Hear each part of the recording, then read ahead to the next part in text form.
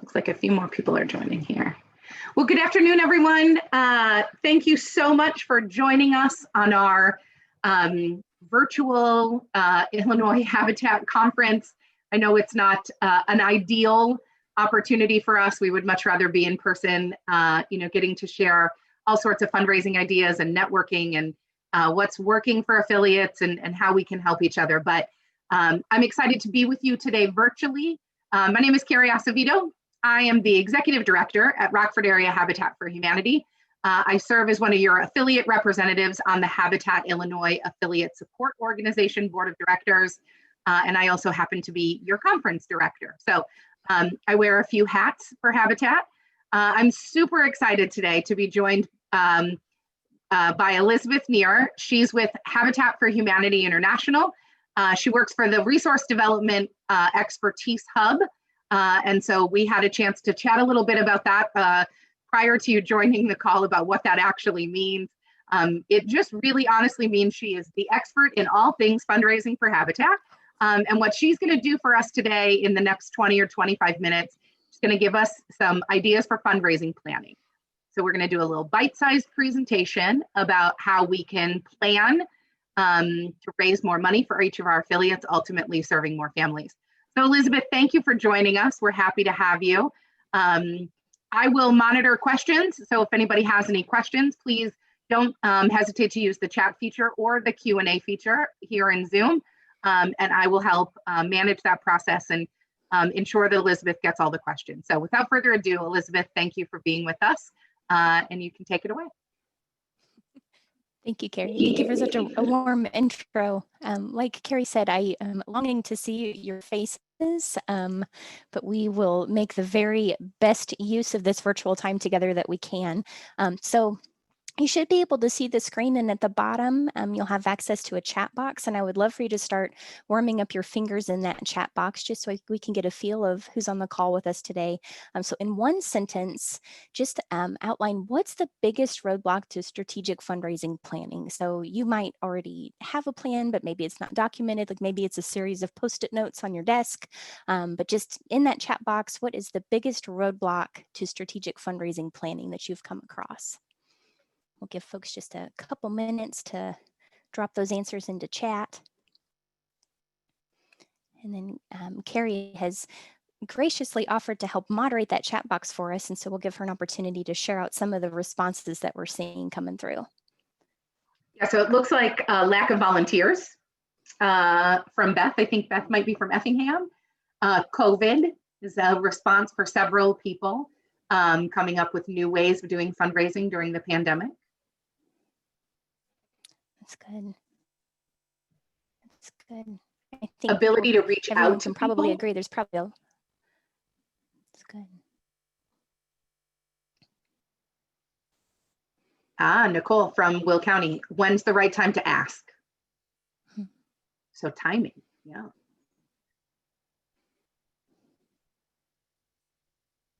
That's great awesome. answer. Yeah. Awesome.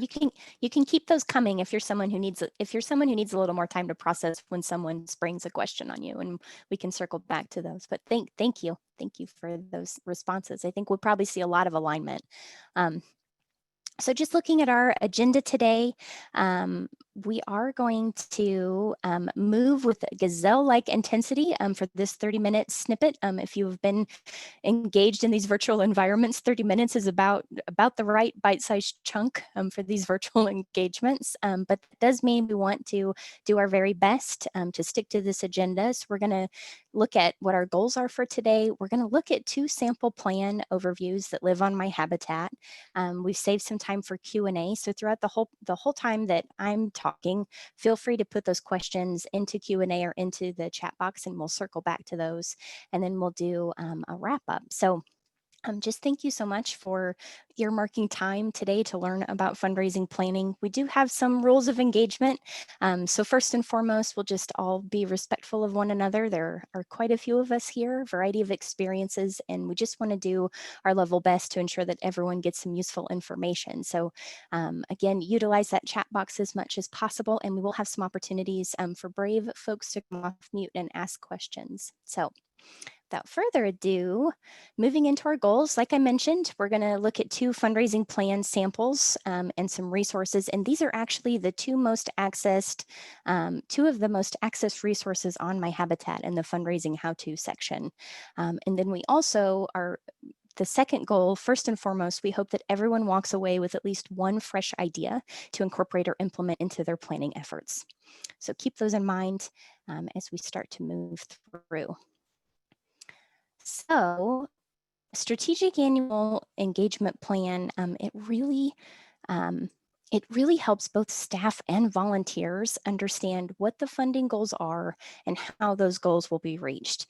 So the proactive approach of planning a year in advance really helps protect the fundraising team from what we affectionately call the fundraising idea of the month, and also helps an affiliate move beyond that sort of reactionary culture of, oh, we need more funding, into that space of sustainability and proactive planning so that the goals can be met. And the thing about fundraising plans, they come in as many forms as there are fundraisers. There is no right plan. There's a plan that maybe works better for your brain. So that's why we're going to show you 2 samples today. And there's no one right way to create the plan, but what we do find is that there are 2 primary elements of great fundraising plans. And so a great fundraising plan is actionable. It really outlines who will do what and when achieve success. And secondly, a great fundraising plan is donor centric. So it really reflects the strategies that align with that donor passion and interest and have proven to be most effective at connecting those incredible donors to the transformative work of Habitat.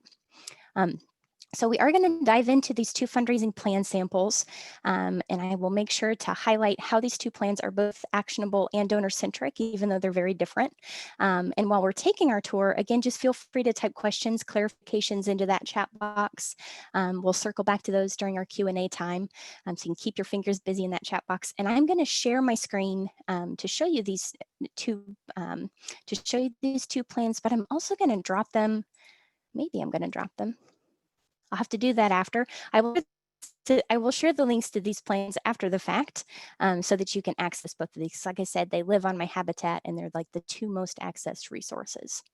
So I'm going to end this slideshow. Hopefully my screen share continues to cooperate with us. Pardon my, I'm going to show you is actually from Monroe County in Bloomington, Indiana. And the first thing I'm going to do, don't panic, I'm going to zoom way, way out so that you can see kind of the lay of the land. I like to know what I'm looking at before somebody does a deep dive into the details. So if I go out here to page display, and then I'm just going to make this really small. So again, the text is going to be tiny, but just to give us the lay of the land. So the way that this plan is structured, this is what's called a comprehensive engagement plan. So this really looks at all of the humans that make Habitat for Humanity possible. So everyone that is volunteering, but maybe not giving financially, all the way up to major gifts. This is really a comprehensive annual view of how do we really love on those humans, keep them connected to the impact that they're having on the mission of Habitat, and how do we continue to encourage that trajectory into increased opportunities for giving and just for connectedness with the mission.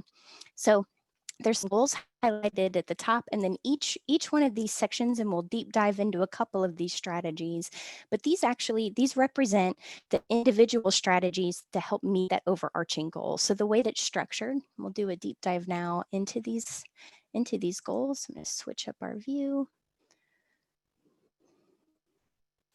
This is the closest we can get to you being able to like peek over my shoulder at a desk.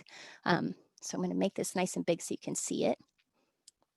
So I just want to highlight the way the goals are structured in this plan. You can see these are highlighted here, that the overarching goals from the strategic planning session, section. And then, as I mentioned, this plan then deep dives into each of the strategies to make these goals come true. So let's take a look at this first development strategy, annual giving. And I'll leave my screen still for just a second so you can read and kind of digest that. But remember when I said that the 2 most important elements of a great fundraising plan. So it's actionable and it's donor centric. So if you take a look at this plan around annual giving, they have action number 1. So the goal is really to welcome new donors and cultivate increased engagement. So beneath this, they have sort of the high arching goal that we want to show new donors respect. We want to give them that love, like, thank you so much for joining us with your financial gift. You can also see that they've highlighted some donor retention rates. So then where it becomes actionable, the goal to really show those donors respect and encourage that cultivation is broken down with these 5 tactics. And so that really gets into what makes it actionable, the who, does, what, and when. So the first tactic, you can see right out of the gate, send a special thank you welcome packet acknowledging the first gift. And when does that happen? Immediately upon gift receipt. And who is the Habitat contact? The admin assistant. So each one of the strategies in this plan really breaks out exactly what are we doing, when are we doing it, who's doing it, and how does it help us advance toward that goal. So this is one format. Let me show you. We're going to dive into this second example. So this is a fabulous colleague, Sarah Beckman. She's an ED in Wisconsin, and her brain works very differently. So again, no 2 fundraising plans are the same, the way no 2 fundraisers are exactly the same. So if you look at the way Sarah structures her goals, it's very tangible. So you can see here at the top, the sale of mortgages. So this is the total amount that that affiliate needs to raise for the year. So based on the sale of mortgages, mortgage payments, restore sales, and the fundraising activities. So it's very tangible and it's right in this fundraising plan. And then she's broken out to what are the different sources of funds that we're targeting and cultivating to help reach those overarching goals. And then she starts to dive into each one of those fundraising strategies. So then we're going to go down to this next page, annual giving. So similar to the plan that we just saw, we want to look at how is this plan actionable? How do we really highlight that who does what and when? So you can look at, she's broken out annual giving into several different components. So if you just take a look at that one, let me make that a little bigger. Got some beautiful italicized font, which can make it hard to read. So component number 1, board giving. Who's the team lead? So who's doing it? Tom Baer, fabulous board member. There's a specific goal. So what is it that this component is aiming toward? Aiming toward $8,500. What are the dates? So it's time bound. We know exactly when it's going to happen. And then she's put specific strategies under each one of those. So similar to the tactics that we saw in the first plan, this affiliate uses strategy. So again, just very actionable. The who, does, what, and when. And what you'll notice in each of these plans, so the other thing I mentioned was that donor-centric approach. And so really looking at how do we ensure that we systematize loving on the donors that make the work of Habitat for Humanity possible, right? So in the first plan that we saw, and I'll just toggle back to that, right out of the gate, what does a person want when they give a donation to an organization? I know what I want. I want a prompt thank you. I want for it to be personal. I want for it to be meaningful. And so with this plan, immediately upon receiving the gift, they get that welcome packet acknowledging their first gift. They get the tax deduction letter. We know exactly when that's going to happen. And then within 1 month after that gift, they get a phone call from a homeowner. So it's personal. So again, that donor-centric approach and just finding ways to enmesh that into your plan, because we all have the best intentions to love on the people that make what we do possible. But if we don't get it into a system, it makes it hard to track all of those different components. And essentially, that's what a really great, actionable, and donor-centric fundraising plan does. It helps us put structure around loving on the people that make what we do possible so that we can cultivate them into increased engagement. So I'm going to zoom out just one more time here. Take a look at a couple of these other strategies. Let's take a look at direct mail and online giving. That would be a good one. Probably lots of folks do a bit of that. So looking at, again, just in keeping those 2 buzzwords, I know I'm like a broken record, actionable and donor centric. So just looking at when are these things going to happen, who is doing them. So you can see on the screen, and then each of these, the vehicles, so that donor centric piece, it's really looking at how do we target this messaging to these specific folks. So again, that donor-centric approach, so really tailoring the messaging and tailoring the opportunities to that specific engagement. And then the last piece, let's see here, I'm gonna zoom out one more time. Zoom out more, change the view. I'd love for you to see one of the elements of this plan that is, I think, really effective. So this is the completely zoomed out overall engagement calendar for the entire year. And so basically what this is it pulls all of those individual strategies, what are the top priorities for each of those months, and gets it into this annual view. And what's great, what I've seen work really well with teams using a format similar to this, and Sarah and the other plan that we saw does a very similar format, is this gives you the cadence for those meetings so that you're regularly checking in. Throughout that fundraising year to evaluate those unique strategies, and are able to look at, okay, so this didn't go exactly the way that we planned. Where do we need to pivot and change that up so that we can finish out the year successfully? So I'd like to pause there and ask Carrie if there are questions coming through. I don't see any that's come through yet. Okay. Awesome. So let me just,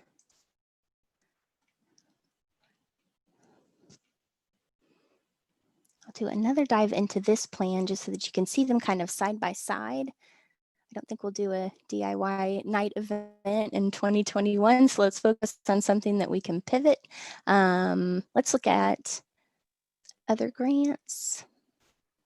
There it is. Okay, so again, looking into that actionable and donor-centric, here we have who the staff lead is, we have the solicitation dates, the goal all nested in there. And then this version of Sarah's plan doesn't have that annual calendar, but I've seen a version where she does a similar structure. And I will highlight the other piece of this broader engagement plan, just to kind of give you more of the lay of the land. So included in this plan at the beginning, you have the case for support that will be overarching for each of those strategies for the year. And then each of those strategies, then you boil it down to those goals based on what you need to raise for the year. So I am going to pause there. We do have a quick question here, Elizabeth. Yes, please go ahead. So Kathy wants to know, when you say call from a homeowner, do you mean the partner families make the call? They do, yes, the future homeowners. And we did that in the affiliate that I came from also. So we list of 3 or 4 new donors and just call and share a little bit about what does it mean to be earning sweat equity toward a future home, and what is going to be different as a result of purchasing a Habitat home. That's great, thank you. It's a good Absolutely. best practice. So I'm going to pull this back up.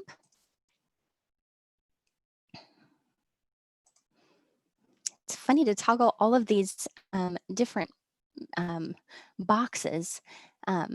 So I would love to hear, and let me just, this is what I would love to hear, like, what are some things that stood out to you about those plans? And maybe we can recenter on some of the things that have been roadblocks to some of that fundraising planning, and we'll just kind of move into some of our Q&A and talk through fundraising planning. And I will tell you, the Resource Development Expertise Hub, so many words, the title of our department.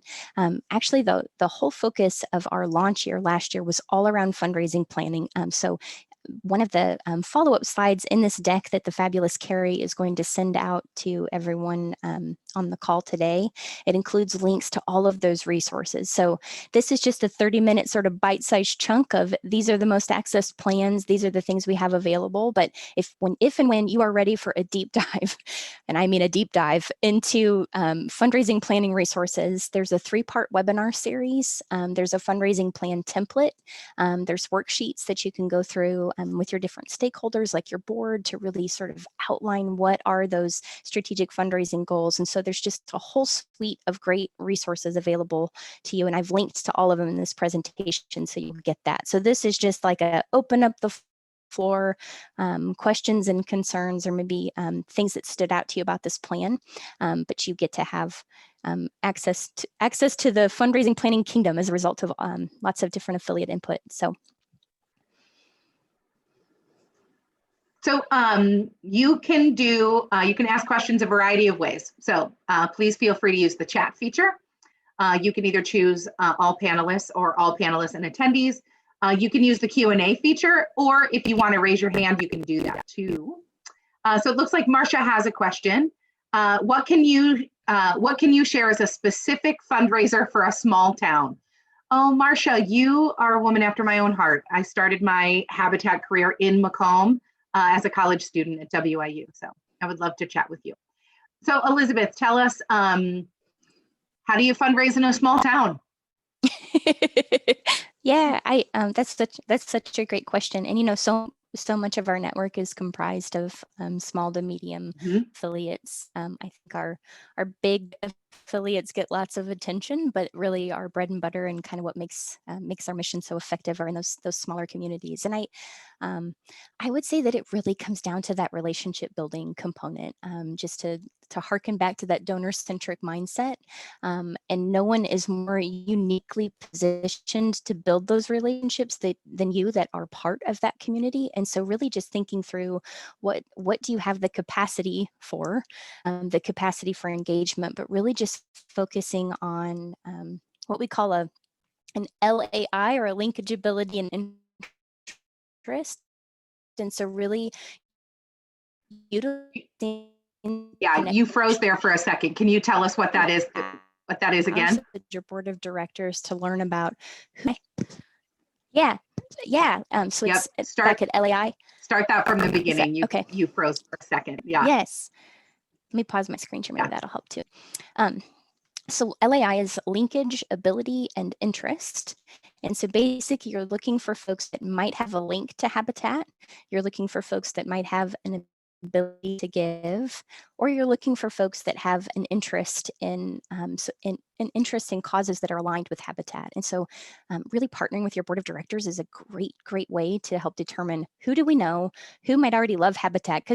And we show this a lot with the scale. You may have maybe you have a rich celebrity in town. In the small town that I fundraised in, we did. John Mellencamp lived there. So at least once a year, someone would say, well, have you reached out to John Mellencamp? Well, he hasn't demonstrated any interest whatsoever in Habitat. He's not President Carter.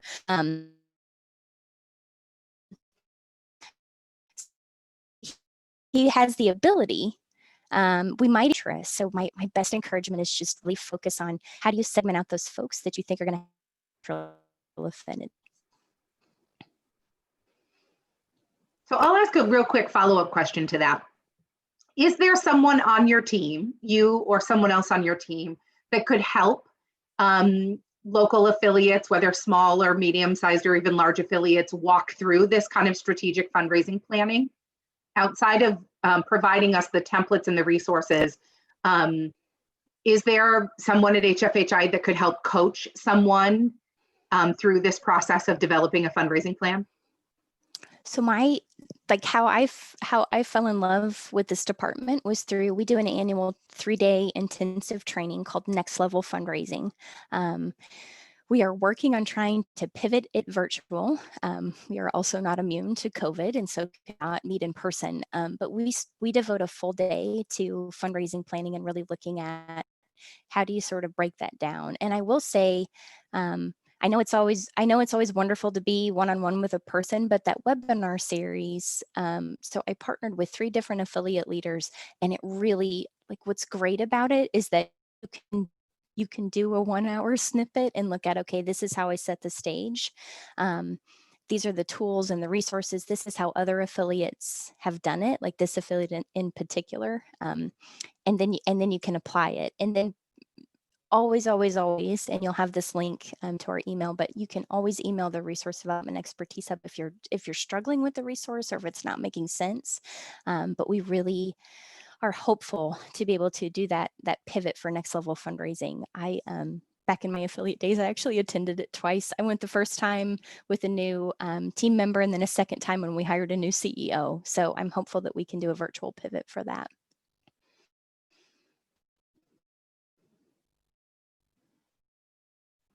Great, thank you for that.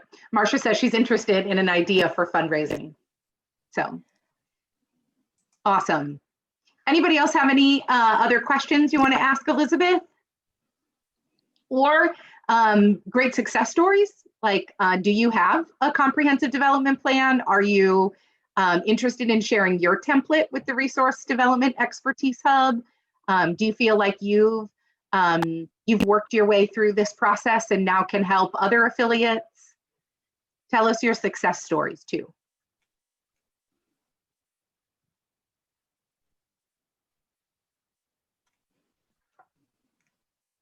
Sorry, I was scowling. I was reading the chat box. Apparently, yeah, no worries. Yeah, maybe I'm at the place where I need reading glasses. Yeah. I tell you, so Marcia's question, can you share about a specific fundraiser for a small town? Your fellow affiliates on this call are going to be the very best resource for that. The other thing, so I've linked also in resources in this presentation. If you have not dipped your toe into the fabulous world that is Yammer, it's basically Habitat social media. So you can join, there's a rural, a specific rural board. So it's all rural small affiliates. There's a fundraising how-to, and there's also a funding opportunities page. Ooh, yeah, Jim, I love the Benavon method. Absolutely. Have you pivoted that? Have you pivoted that to virtual?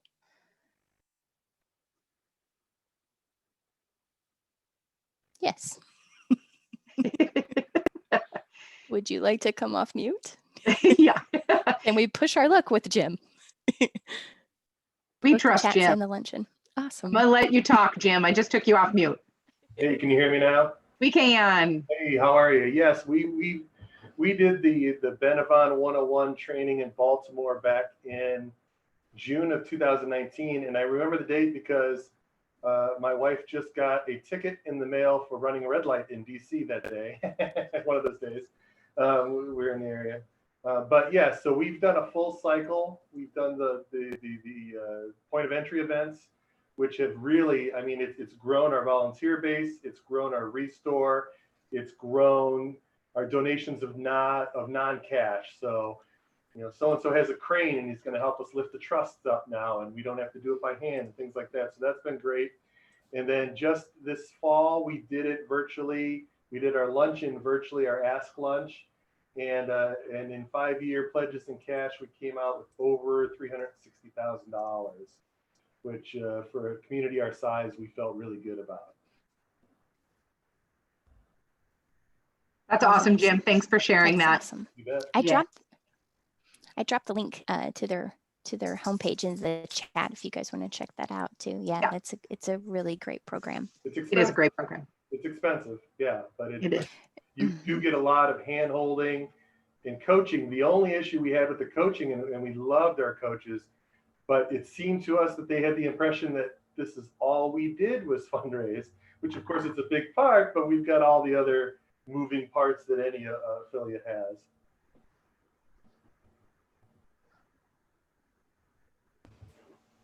Excellent. I cannot believe how fast 30 minutes flies by.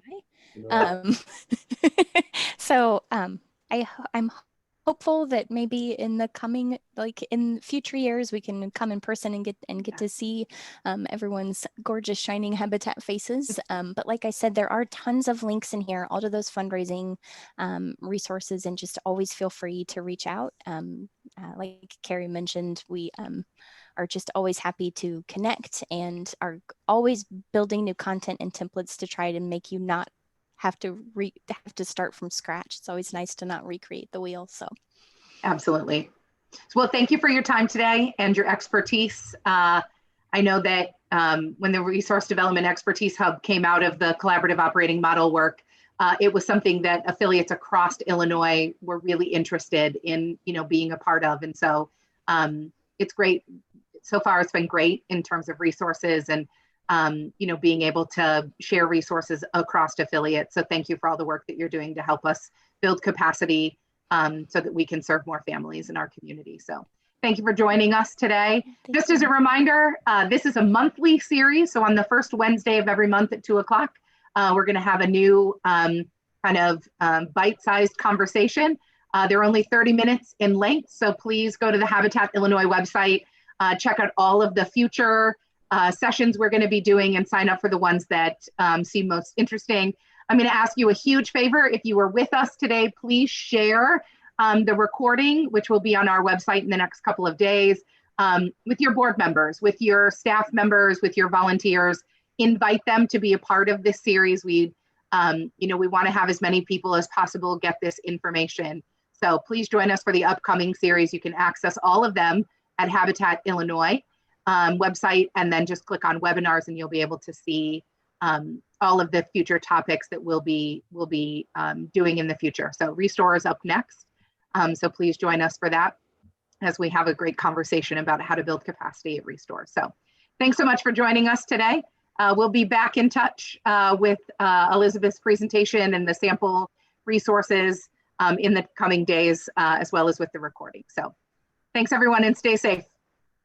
Thank you. Thanks, Elizabeth.